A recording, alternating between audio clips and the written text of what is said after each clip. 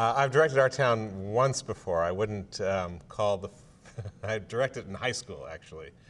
So I wouldn't really count that. And then I made a production of it in North Carolina about 25 years ago. I've always loved the play, but when you're a young person, I think you look at it differently than when you've had some experience of life. And in my case, some experience of the theater. You look at Thornton Wilder, and people don't normally put him on the sort of Mount Rushmore of American dramatists, along with Arthur Miller and O'Neill and Tennessee Williams. But I think that there's a real case to be made for this play being the great American play. Those other playwrights, Williams, Miller, and O'Neill, and Edward Albee, too, are, I think, best known for plays in which there are these great sort of tragic parts for actors.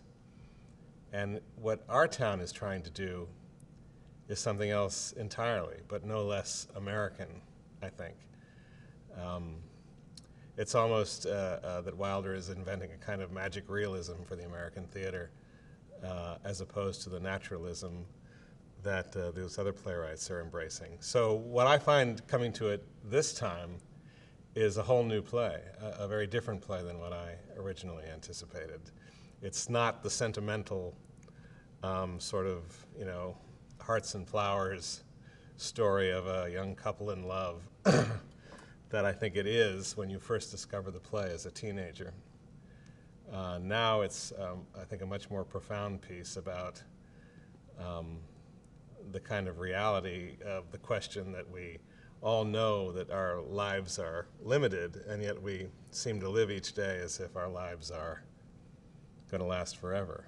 And the wisdom that's in this play is, I think, as powerful right now as it was when it was written.